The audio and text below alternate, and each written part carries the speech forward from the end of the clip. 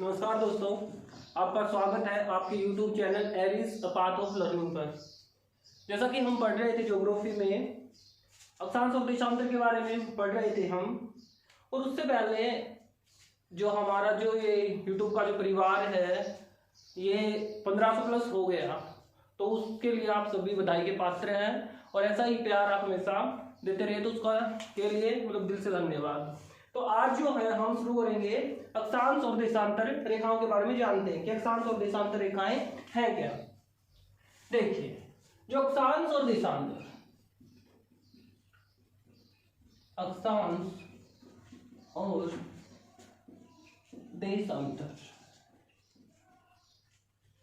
क्या है, इनको कहा जाता है लैटिट्यूड और इनको कहा जाता है लॉन्गिट्यूड।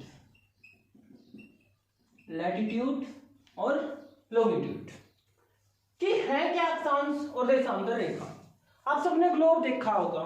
ग्लोब जैसा मैंने पहली क्लास में आप सबको बता दिया था कि ग्लोब होता क्या है, कि पृथ्वी का जो मॉडल जो होता है उसको क्या कहा जाता है, ग्लोब कहा जाता है। क्या होता है कि पृथ्वी का एक छोटा जो प्रतिरूप होता है बिल्कुल जो कि हमारी पृथ्वी के जैसा एक एक पॉइंट क्या होता है ग्लोब का मिला हुआ होता है, किससे, पृथ्वी से। तो ग्लोब मैंने बता दिया था। तो उस ग्लोब के ऊपर हमने कुछ आप या फिर कुछ रेखाएं ऐसी देखी होंगी, ऐसी रेखाएं देखी होंगी, कुछ रेखाएं हमने ऐसी भी देखी होंगी। तो इन रेखाओं को क्या कहा जाता है, अक्षांश और देशांतर कहा जाता है। क्या कहा जाता है, इन रेखाओं को ही अक्षांश और देशांतर कहा जाता है। अब इसमें अक्षांश और देशांतर है कौन सी, देखिए ये जो यानी कि लैटिट्यूड जो है, इससे आप याद कर लोगे लेटी हुई रेखाएं, कि लेटी हुई जो रेखाएं हैं उनको लैटिट्यूड कहा जाता है, और लॉन्ग जो हमें लंबी दिखाई देती हैं उन रेखाओं को क्या कहा जाता है, लॉन्गिट्यूड कहा जाता है, देशांतर कहा जाता है। ठीक है, कि अक्षांश रेखाएं कौन सी होती हैं, कि जो हमारी पश्चिम से लेकर के पूर्व तक आई हुई हैं उनको क्या कहा जाता है, कि पश्चिम से स्टार्ट होती हैं पूर्व तक आ जाती हैं, उन रेखाओं को अक्षांश कहा जाता है। और जो हमारी नॉर्थ से शुरू होकर के साउथ पर आती हैं उन रेखाओं को क्या कहा जाता है, देशांतर रेखाएं कहा जाता है, लॉन्गिट्यूड कहा जाता है। अब हमें जो जानने की जो जरूरत है वो ये है कि हमें अक्षांश और देशांतर रेखाओं की जरूरत क्यों पड़ी। देखिए, जैसा कि मैंने बता दिया, अक्षांश और देशांतर रेखाएं हमारी पृथ्वी के ऊपर नहीं है कि आप जाओ और ऐसे धरती के अंदर देखो कि हमें अक्षांश और देशांतर रेखाएं दिखाई देगी कि ये यहाँ पे कर्क रेखा, यहाँ मकर रेखा, ऐसा कुछ भी नहीं है। ये सिर्फ क्या इमेजिनरी लाइन्स हैं, यानी कि काल्पनिक रेखाएं। इनकी जरूरत क्यों पड़ी हमें, उन सबको समझते हैं। ठीक है, देखिए कि हमने क्या किया, इसको मान लेते हैं पृथ्वी, कि हमने इसको मान लिया पृथ्वी। अब मैंने यहाँ पे पॉइंट लगा दिया, ठीक है, हमने क्या लगा दिया, एक पॉइंट लगा दिया। अब इस पॉइंट की जो लोकेशन है उसके बारे में हमें नहीं पता कि ये पॉइंट है कहां पे।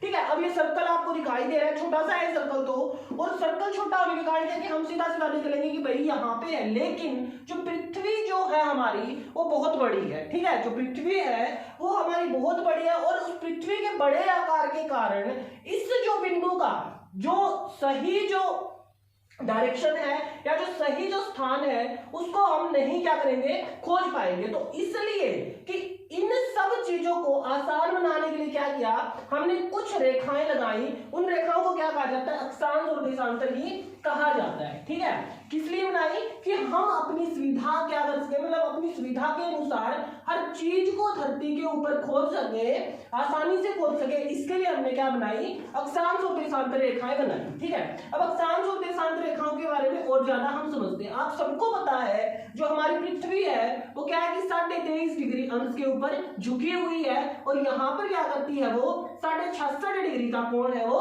बनाती है। ठीक है, 66.5 डिग्री का जो है कोण वो बनाती है, और 66.5 डिग्री का कोण बना, यहां से बना। ठीक है, 66.5 डिग्री का कोण ये बन रहा है। अब क्या होगा कि यहाँ पे एक एंगल है कितने का, 90 डिग्री का। आपको पता है ना कि अब इसको सीधा करेंगे तो ये जो एंगल होगा वो कितने डिग्री का बनेगा, 90 डिग्री का बनेगा। अब 90 डिग्री हमने मान लिया।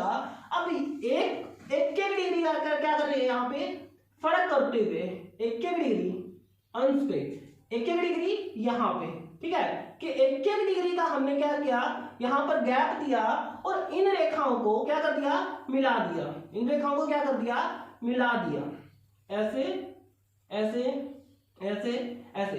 अब इन रेखाओं से भी क्या किया हमने, यहाँ पॉइंट थे कि ये सीधा जो पॉइंट था इसको यहाँ से मिला दिया, इसको यहाँ से मिला दिया, इसको यहाँ से मिला दिया और इसको क्या किया, यहाँ से, इसको यहाँ से, इसको यहाँ से और इसको यहाँ से। ठीक है, तो ऐसे हमने क्या किया, लाइनों को मिला दिया। ठीक है, 90 डिग्री के एंगल से क्या किया हमने, यहाँ से इसको हम क्या मान लेते हैं, बार के लिए 0 मान लेते हैं। ठीक है, इसको क्या मान लेते हैं, 0 इसको मान लेते हैं। ऐसा ही हमने क्या किया, नीचे की तरफ किया, ऐसे ही उत्तरी गोलार्ध और दक्षिणी गोलार्ध में, यानी कि नॉर्दर्न हेमिस्फीयर इसको कहा जाएगा नॉर्दर्न हेमिस्फीयर, उसको कहा जाएगा सदर्न हेमिस्फीयर। ठीक है, हमने अक्षांश ऐसे खींचे। ठीक है, अक्षांश खींचने के बाद क्या हुआ कि यहाँ पर हमने भूमध्य रेखा की 0 डिग्री के ऊपर हमने क्या लगा दिया, भूमध्य रेखा लगा दी। इसको क्या कहा जाता है, भूमध्य रेखा कहा जाता है, या इसका एक दूसरा भी नाम है जिसका कहा जाता है विषुवत रेखा। क्या कहा जाता है, विषुवत रेखा इसको कहा जाता है। अब जो विषुवत रेखा है उसके ऊपर से हमने क्या किया, 1 2 3 4 5 6 7 8 ऐसे हमने लाइन लगाते लगाते कहां चले गए, हम इस 90 डिग्री के ऊपर चले गए। किसके ऊपर चले गए, 90 डिग्री के ऊपर चले गए। वैसे ही यहां से लाइन लगाते हुए हम कहां चले गए, 90 डिग्री के ऊपर चले गए। ठीक है, कि 90 आपको समझ आ रहा है ना, कि 90 डिग्री तक हम यहां से चले गए, 90 डिग्री हम नीचे तक आ गए। ठीक है, हमने रेखाएं जाएगी ऐसे मिला दी। अब जो क्वेश्चन आता है वो ये आता है, जो कि मोस्ट इंपोर्टेंट है, कि पृथ्वी के ऊपर कितनी अक्षांश रेखाएं हैं, कि पृथ्वी के ऊपर कितनी अक्षांश रेखाएं हैं और पृथ्वी के ऊपर कितने अक्षांश हैं, कि पृथ्वी के ऊपर कितने अक्षांश है। तो अक्षांश की अगर बात की जाए तो देखिए कि यहां से लेकर के 1 से शुरू किया था, 1 से लेकर के हम कहां पर आए, 90 तक आ गए। कि नॉर्दर्न हेमिस्फीयर में हम देख रहे हैं कि 1 से लेकर के जो 90 जो लाइन मतलब अक्षांश है या डिग्रीज है वो ऊपर दिखाई दे रही है, कि नॉर्थ में हमें दिखाई दे रही है 90। अब सदर्न में अगर हम आए तो यहाँ भी हमें कितनी दिखाई दे रही है, 90 दिखाई दे रही है। और एक जो बचती है कौन सी, विषुवत में, तो क्या हो जाएंगी, हमारा जो आंसर होगा वो कितना हो जाएगा, 181 हो जाएगा। कि पृथ्वी के ऊपर अगर अक्षांश रेखाओं की बात की जाए तो कितनी हो जाएंगी, 181 हो जाएंगी। कितनी हो जाएंगी, 181। तो 90 ऊपर 90 नीचे और एक जो हमारी हो जाएगी वो विषुवत वृत्त हो जाएगी। तो पृथ्वी के ऊपर अक्षांश कितनी है, 181। लेकिन अगर हम बात करें पृथ्वी पर अक्षांश रेखाओं की तो वो कितनी है, अगर हम बात करें कि पृथ्वी पर अक्षांश रेखाएं कितनी है तो वो कितनी है, देखिए कि पृथ्वी पर जो अक्षांश रेखाएं होंगी वो कितनी होंगी, कि यहां से हमने स्टार्ट किया 1 से लेकर के हम कहां तक आ गए, यहां पर 89 तक आ गए। ठीक है, 89 तक हम आ गए। लेकिन ये जो पॉइंट था ये तो एक ही पॉइंट होगा, नीचे की तरफ भी क्या होगा, एक ही पॉइंट होगा। आप सबको पता है कि रेखा खींचने के लिए हमें कितने बिंदुओं की जरूरत होती है, 2 बिंदुओं की जरूरत होती है ना। कि कोई भी रेखा खींचने के लिए, कोई भी लाइन खींचने के लिए हमें 2 पॉइंट्स की जरूरत होती है। लेकिन 90 के एंगल के ऊपर तो हमें पॉइंट ही नहीं मिल रहा ना, कि ना तो हमें सदर्न हेमिस्फीयर में मिल रहा ना हमें नॉर्दर्न हेमिस्फीयर में मिल रहा। तो पृथ्वी पर जो अक्षांश रेखाओं की संख्या होगी वो कितनी होगी, 89 + 89 + 1। ये हमारी क्या हो जाएंगी, अक्षांश रेखाएं हो जाएंगी। कितनी हो जाएंगी ये, 9 9 18 और 1 9 और 8 और 8 16। तो कितनी हो जाएंगी, 1, तो कितनी हो जाएगी, 9 9 1 9 9 18 और 1 कितनी हो जाएंगी, 18 19 और कैरी 8 और 8 9 7। तो कितनी हो जाएगी, 179 हो जाएगी। तो आपका जो आंसर होगा कि एसएससी जो है वो पृथ्वी के अक्षांश रेखा को कितनी मानती है, 181 मानती है। सॉरी, पृथ्वी के जो अक्षांश है, पृथ्वी के ऊपर कितने अक्षांश है वो आपके कितने हो जाएंगे, 181 हो जाएंगे। जो पृथ्वी पर अक्षांश रेखाएं जो होंगी वो कितनी होंगी, 179 है वो हो जाएंगी। तो आप ध्यान रखिए, देखिए ये जो रेखाएं होंगी क्या होंगी, अक्षांश रेखाएं होंगी। और पॉइंट के ऊपर कभी भी हम एक रेखा नहीं खींच सकते, ये बात आपको ध्यान रखनी है, ठीक है। तो कितनी हो जाएंगी, ये आपका आंसर है वो सही हो जाएगा। पृथ्वी पर जो अक्षांश 179 हो जाएंगे और जो पृथ्वी पर अक्षांश रेखाएं हैं वो आपकी कितनी हो जाएगी, 179 हो जाएंगी, ठीक है। ये आपको ध्यान रखना है। अब हम बात करते हैं पृथ्वी के ऊपर देशांतर रेखाओं की, ठीक है, कि पृथ्वी के ऊपर देशांतर रेखाएं कितनी है। अब देशांतर क्या होते हैं, ठीक है। हमने क्या किया, वही हमने गोला लगाया, ठीक है, और पृथ्वी को क्या कर दिया, दो बराबर हिस्सों में फिर से हमने क्या कर दिया भाई, बांट दिया। कि पृथ्वी को हमने क्या किया, दो बराबर भागों में हमने बांट दिया, ठीक है। अब क्या किया कि हर एक अंश के ऊपर हमने क्या किया, एक रेखा ऐसे खींच दी, ठीक है, कि हमने क्या की, एक ऐसी रेखा थी वो खींच दी। ये जो रेखा है इनको क्या कहा जाता है, देशांतर रेखा कहा जाता है। और ये क्या करती है कि देशांतर रेखाओं की सबसे खास बात क्या होती है, देशांतर रेखाओं की सबसे खास बात क्या होती है कि ध्रुवों पर आकर के एक पॉइंट बनाती है, ठीक है, कि ध्रुवों के ऊपर आकर के क्या करेंगी, एक पॉइंट है वो बना देंगी, ठीक है, ध्रुवों के ऊपर। और अक्षांश रेखाएं कभी नहीं मिलती, देशांतर रेखाएं हमेशा एक पॉइंट पर आकर के मिल जाती हैं, ठीक है। अब हमने क्या किया, इस रेखा को क्या मान लिया, 0 डिग्री हमने मान लिया, ठीक है, इस रेखा को हमने क्या मान लिया, 0 डिग्री मान लिया। और वैसे ही हमने क्या किया, 360, ठीक है, क्या किया, 360 डिग्री पर हमने क्या किया, कुछ रेखाएं खींची, कुछ सीधी रेखाएं खींची, जिनको क्या कहा जाता है, देशांतर है वो कहा जाता है। अब क्वेश्चन वही बनता है कि देशांतर रेखाएं की संख्या कितनी है और देशांतर कितनी है, ठीक है, कि देशांतर संख्याओं, देशांतर कितने हैं और देशांतर रेखाएं कितनी है, ठीक है। तो हम बात करें अब 360 डिग्री, ठीक है, अब बात करें 360 डिग्री के ऊपर, तो यहां से लेकर के जो एक चक्कर जो पूरा होगा वो कितने में होगा, 180 डिग्री, कितनी होगी, 180 डिग्री इस साइड होंगी, 180 डिग्री उस साइड होंगी, ठीक है, कि 180 360 डिग्री मैंने बताया कि आपको सबको पता है कि एक सर्कल अगर खींच दिया जाए, ठीक है, एक सर्कल हमने खींच दिया, आप बेझिझक बता दोगे, अगर मैं पूछूं कि इसके ऊपर कितने डिग्री के एंगल बनेगी, ठीक है, तो आप क्या बता दोगे कि भाई 360 डिग्री के एंगल बनेंगे। अगर मैं यहां से कहूं आपको कि यहां से लेकर के इस पॉइंट के ऊपर कितने बनेंगे, तो आप कहोगे 180, पता है ना कि यहां से लेकर के यहां तक कितने बढ़ेंगे, 180 बढ़ेंगे, और यहां से लेकर के यहां तक कितने बढ़ेंगे, 180 बढ़ेंगे, ठीक है। तो ये कितनी हो जाएगी, टोटल 360 हो जाएगी, प्लस एक ये आपकी आ जाएगी, ठीक है, प्लस एक क्या आ जाएगी आपकी, ये आ जाएगी। तो कितनी बढ़ेंगी अक्षांश रेखाएं, अक्षांश रेखाएं आपकी बढ़ेंगी 361, कितनी बढ़ेंगी, 361 आपकी है वो बढ़ जाएगी। लेकिन ये जो अक्षांश है इसको हम क्या करते हैं, दो बार कई बार गिन लेते हैं, तो आपको याद रखना है कि अक्षांशों की संख्या, देशांतरों की संख्या कितनी हो जाएगी, 361 है वो हो जाएगी। ये हमारी देशांतर रेखाएं हो जाएंगी, ठीक है। अब देशांतर रेखाओं की और अक्षांश रेखाओं की हमें जरूरत क्यों पड़ी भाई, ठीक है, बात तो हमने सीख ली कि अक्षांश रेखाएं क्या है, देशांतर रेखाएं क्या है, ये आपको याद रहेगा, ठीक है। आप नहीं बोलोगे कभी भी कि लेटिट्यूड्स जो होते हैं, लेटी हुई जो रेखाएं होती है वो अक्षांश कहलाती है, लॉन्ग जो खड़ी हुई है वो देशांतर कहलाती है। पृथ्वी पर अक्षांशों की रेखाएं, अक्षांश रेखाएं कितनी है वो आपकी क्या आ जाएंगी, 179 हो जाएंगी, और पृथ्वी पर जो अक्षांश हैं वो कितने हैं, 181 है वो आ जाएंगे, ठीक है।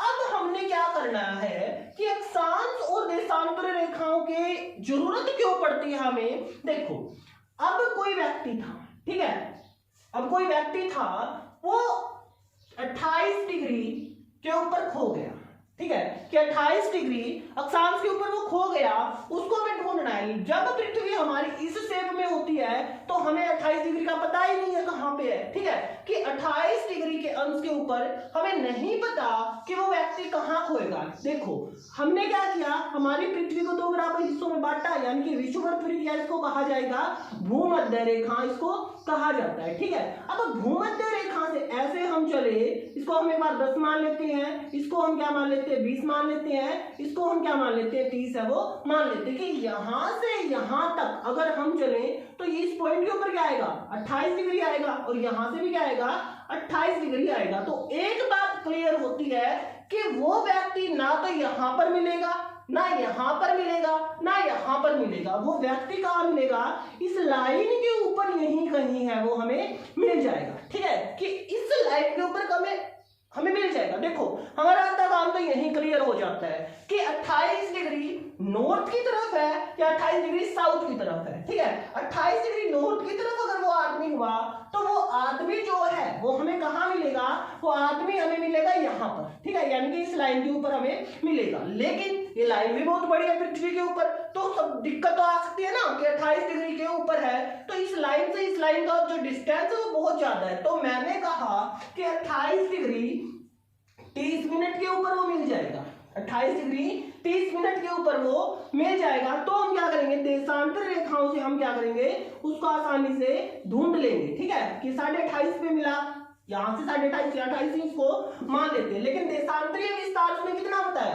देशांतरीय विस्तार मान लो उसने बता दिया 40। ठीक है, कि देशांतरीय विस्तार उसने बता दिया 40। तो यहाँ से लेकर के इसको हम क्या कहेंगे? 1 2 3 4 5 ऐसे हम चलते जाएंगे, यानी कि इसको 30 इसको हम मान लेते हैं 40 डिग्री के ऊपर मान लेते हैं कि 40 डिग्री की जो देशांतर थी वो यहाँ से मान लो गुजर रही है। ठीक है, कि 40 डिग्री की देशांतर यहाँ से गुजर रही है और 28 से कहाँ से गुजर रही है? यहाँ से गुजर रही है। तो वो व्यक्ति कहाँ मिलेगा? हमें इस एरिया के अंदर मिलेगा। ठीक है, देखो इतनी बड़ी पृथ्वी के ऊपर इतनी आसानी से हमने ढूंढ लिया। जैसे हमारा जीपीएस जो है, जो जीपीएस सिस्टम है, वो हमारा जीपीएस सिस्टम किस बेस पे चलता है? वो हमारा जीपीएस सिस्टम इसी बेस के ऊपर चलता है। किस बेस के ऊपर? अक्षांश और देशांतर रेखाओं के माध्यम से वो क्या करता है? किसी भी बिंदु की पहचान है वो करता है। आई थिंक आपको जीपीएस का मतलब पता होगा। जीपीएस का मतलब क्या होता है? पता है आपको? जीपीएस का जो मतलब होता है वो होता है ग्लोबल प्रोसेसिंग सिस्टम। क्या होता है? Global processing system. ये सारी चीजें होती हैं। ठीक है, अब हमने उस व्यक्ति को ढूंढ लिया। क्या यही काम आती है अक्षांश और देशांतर रेखाएं? नहीं, अक्षांश और देशांतर रेखाएं इससे भी अलग हमारा बहुत कुछ काम आती है। ठीक है, कैसे काम आती है? ये मान लिया हमने, देखो जो पृथ्वी जो हमारी एक चक्कर को, पृथ्वी जो है, पृथ्वी हमारी एक चक्कर कितने घंटों में पूरा करती है? मैंने आपको बताया था लगभग 24 घंटों में पूरा कर लेती है। ठीक है, कितने घंटों में पूरा कर लेती है? 24 घंटों में पूरा कर लेती है। यानी कि जो पृथ्वी हमारी किस कैसे घूमती है? वेस्ट टू ईस्ट हमारी पृथ्वी है वो घूमती है, ये आप सबको पता है। ठीक, और पार करने में कितने डिग्री के ऊपर घूमना होता है उसे? 360 डिग्री के ऊपर उसे घूमना होता है। ठीक है, 360 डिग्री के ऊपर घूमना होता है। तो एक देशांतर से दूसरे देशांतर पर जाने में कितना टाइम है वो लगेगा, ये बात हमारे दिमाग में आनी चाहिए। ठीक है, कि एक अक्षांश से दूसरे देशांतर पर कितना होता है? देखो 360 को हम करेंगे 24 से डिवाइड। ठीक है, जब 24 से डिवाइड करेंगे तो लगभग कितना आएगा? ये आपका 15 डिग्री के आसपास है वो आ जाएगा। ठीक है, कि 15 डिग्री में क्या होता है? यहां से यहां का डिस्टेंस है वो कवर हो जाता है। ठीक है, कि 15 डिग्री के ऊपर एक अक्षांश से दूसरे देशांतर पर जाने में पृथ्वी को मतलब 15 डिग्री अक्षांश पर वो जाती है, देशांतर पर वो जाती है। ठीक है, उसके बाद जो हमें समझना होता है कि पृथ्वी पर जो देशांतर रेखाएं हैं ये टाइम मैनेजमेंट में कैसे हमारी हेल्प है वो करती हैं। कि जो पृथ्वी पर जो देशांतर रेखाएं हैं वो टाइम मैनेजमेंट में हमारी कैसे हेल्प करती हैं, ये सारी चीजें हमें सीखनी है। ठीक है,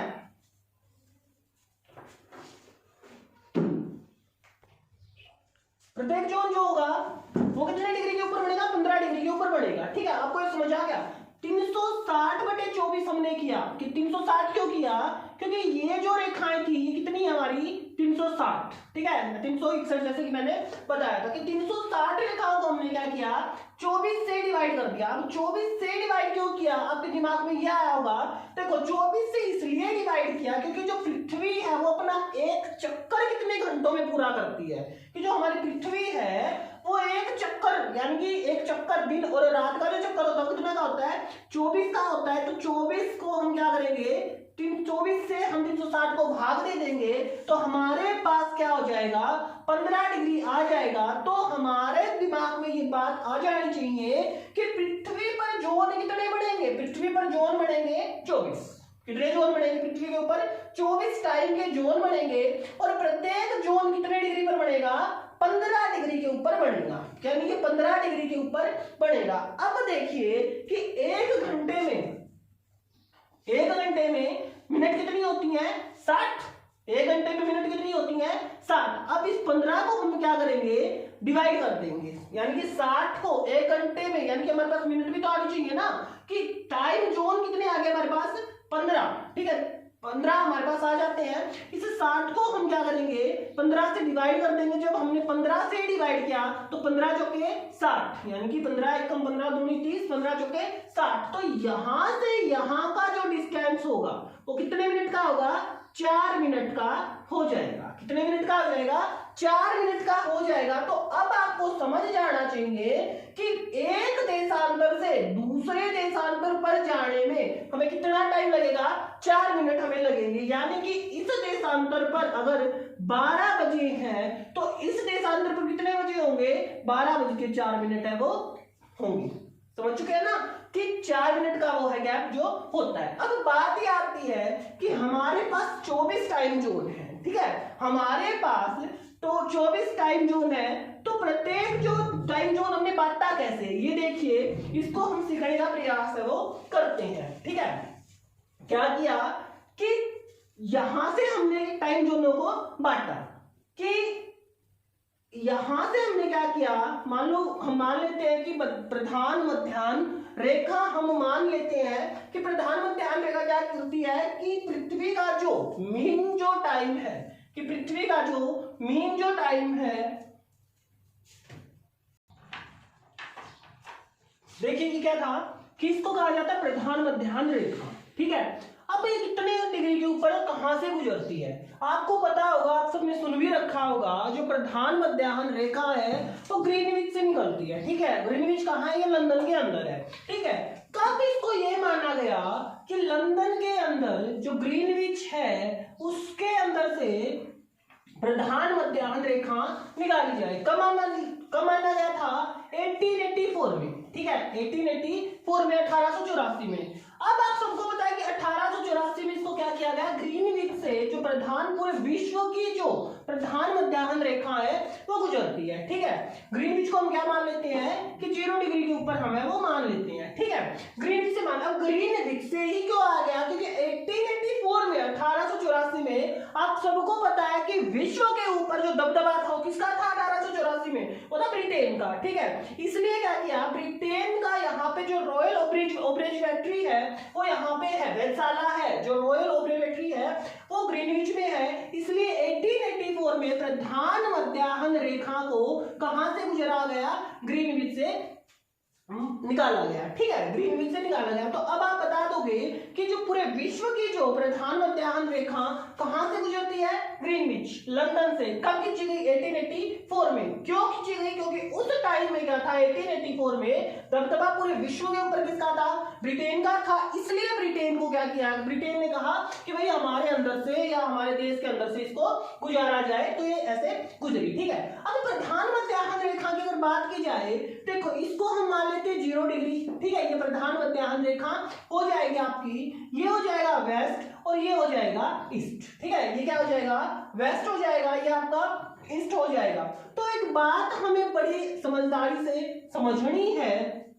क्या समझनी है? कि वेस्ट की तरफ अगर हम जाएंगे, कि पश्चिम की तरफ हम अगर जाएंगे तो क्या होगा? जो टाइम है वो माइनस में हो जाएगा। अगर ईस्ट की तरफ हम जाएंगे तो टाइम है वो क्या हो जाएगा? प्लस में हो जाएगा। ठीक है, कि प्रधान मध्याह्न रेखा के वेस्ट की तरफ अगर हम चले तो टाइम है वो घटेगा, लेकिन इस तरफ अगर आए तो टाइम है वो बढ़ेगा। क्यों? क्या कारण है इस चीज का? कि वेस्ट की तरफ गए तो टाइम बढ़ेगा, घटेगा, इसकी तरफ आए तो घटेगा। आपको पृथ्वी की गतियां मैंने बड़े अच्छे से करवाई थी। ठीक है, पृथ्वी की गतियां मैंने करवाई थी। अभी थोड़ी देर पहले मैंने बताया कि हमारी जो पृथ्वी है वो कैसे घूमती है? पश्चिम से पूर्व की तरफ घूमती है। कैसे घूमती है? पश्चिम से पूर्व की तरफ घूमती है। यानी कि पूर्व की तरफ क्या होगा कि जो पूर्व की तरफ जो देश पड़ते हैं वो क्या आ जाएंगे? आगे आ जाएंगे। क्या आ जाएंगे, वो आगे है वो हमारे आ जाएंगे। और पश्चिम की तरफ जो देश है वो क्या आ जाएंगे, यानी कि पश्चिम की तरफ देश है वो बाद में आएंगे। यही एक मेन कारण है कि वेस्ट की तरफ अगर गए तो टाइम घटेगा, ईस्ट की तरफ अगर गए तो टाइम बढ़ेगा। अबे कितना घटेगा कितना बढ़ेगा, इसका जो डिफरेंस है वो हमें कैसे पता चलेगा, वो हमें पता चलेगा देशांतर से, कि कितने देशांतर कोई के ऊपर कोई देश है वो बसा हुआ है। अब मान लो 3 देशांतर का यहाँ पर डिफरेंस है, कि 3 देशांतर का यहाँ पर डिफरेंस है, तो 4 मिनट ये 4 मिनट ये 4 मिनट ये, कि इस स्थान के ऊपर अगर 12 बजे हुए हैं, कि इस स्थान के ऊपर अगर 12 बजे हुए हैं, तो इस पॉइंट पर अगर हम आएंगे तो वहां पर कितने हो जाएंगे, 12:12 है वो हो जाएंगे। कितने हो जाएंगे, 12:12 है वो हो जाएंगे। तो हम क्या करेंगे कि इस तरफ अगर हम आएंगे, यानी कि पूर्व की तरफ हमारे आएंगे तो टाइम है वो क्या हो जाएगा, हमारा बढ़ जाएगा, और वेस्ट की तरफ हमारे आ जाएंगे तो टाइम है वो हमारा घट जाएगा। अब जो हमारा जो भारत है उसका मानक समय क्या है, जो हमारा भारत है उसका मानक समय है 82.5 डिग्री देशांतर। ठीक है, कहां से गुजरती है, ये नैनी से गुजरती है। नैनी कहाँ है, इलाहाबाद के अंदर है, इलाहाबाद के नैनी से हमारी जो है गुजरती है। देखिए अब इसको समझते हैं कि भारत का मानक समय कैसे आया, कहां से इसको है वो लिया गया। ठीक है,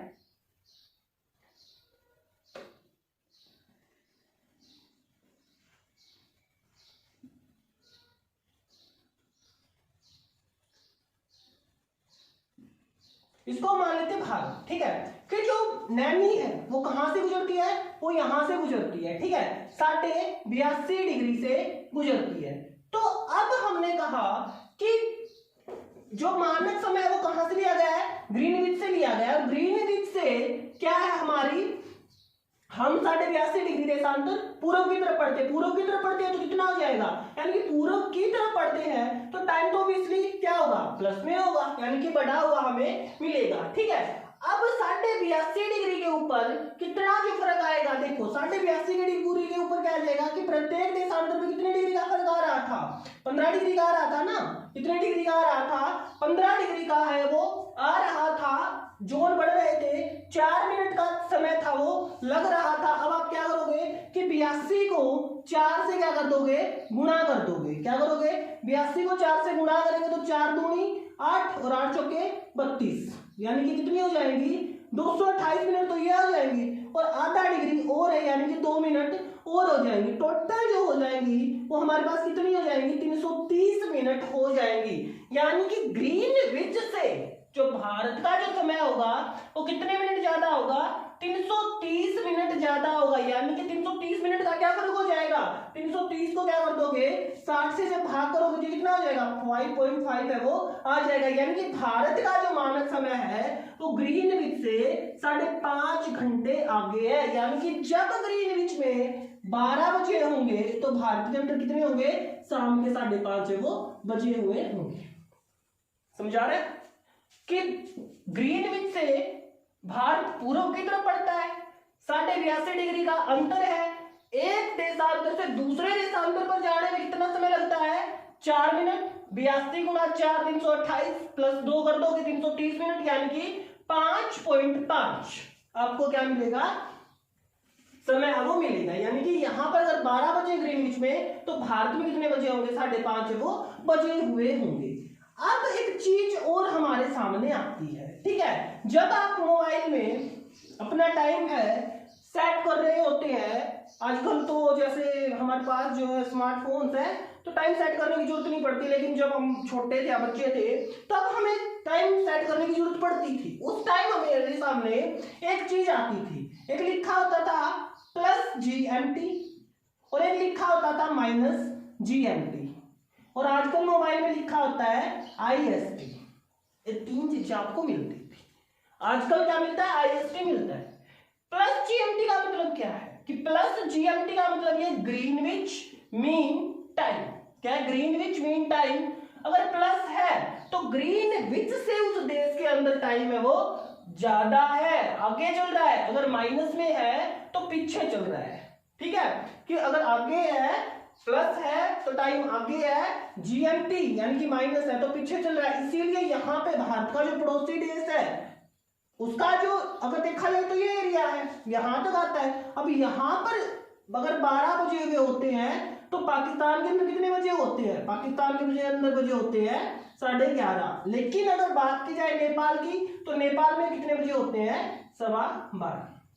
तो नेपाल हमसे 15 डिग्री आगे, मतलब 15 मिनट आगे है और पाकिस्तान हमसे 30 मिनट पीछे है। ठीक है, तो ये सारी चीजें, यानी कि जब हम अपना न्यू ईयर मना लेते हैं तब तक पाकिस्तान अपना न्यू ईयर नहीं मना पाता। ठीक है, आधे घंटे बाद हमसे मनाता है। अब क्या किया, इस रेखा को कब खींचा गया? ग्रीनविच, सॉरी जो नैनी से जो आपकी रेखा खींची गई है इलाहाबाद से, इस रेखा को कब खींचा गया?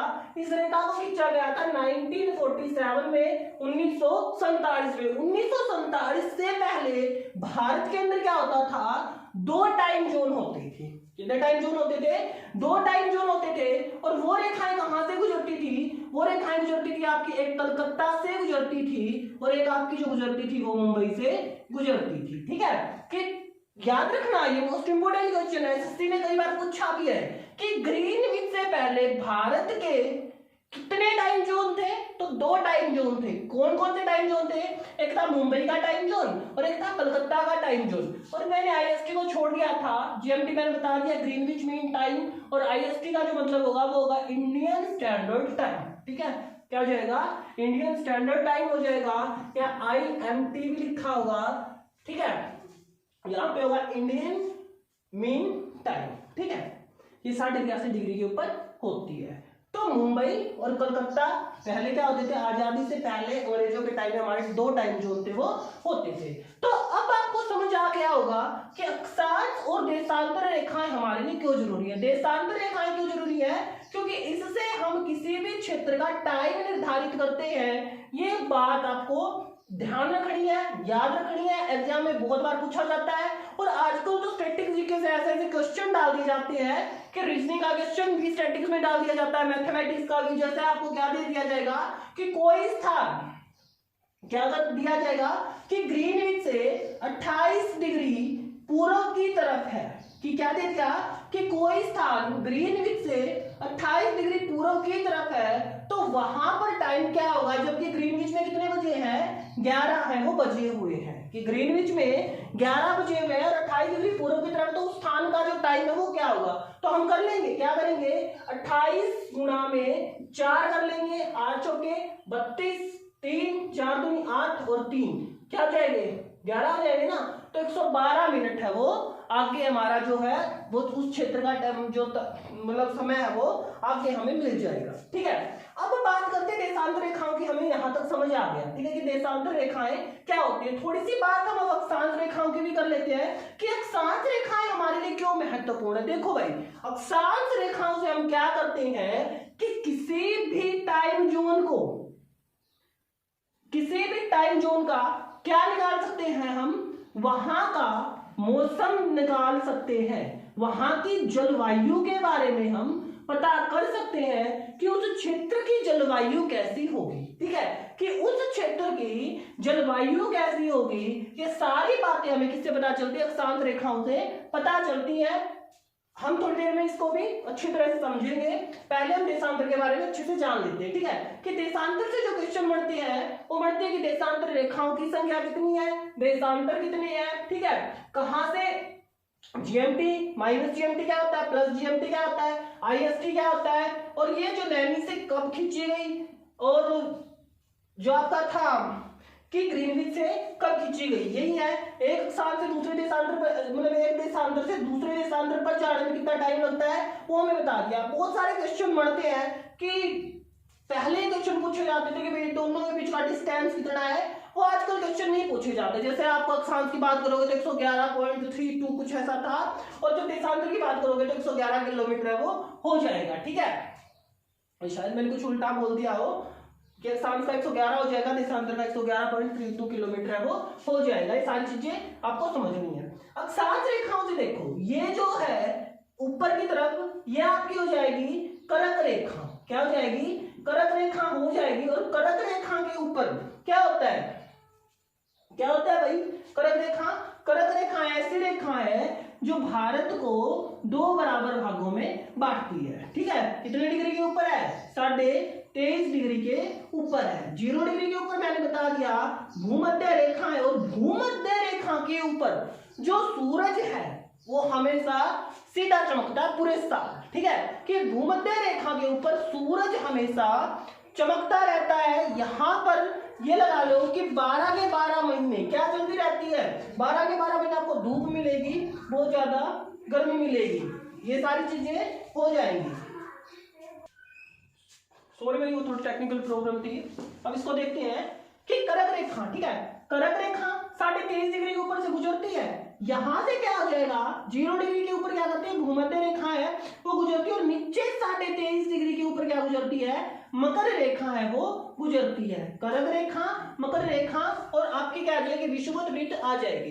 अब चक्कर क्या है कि भूमध्य रेखा के ऊपर सूरज हमेशा क्या होता है? सीधा चमकता है 12 के 12 महीने।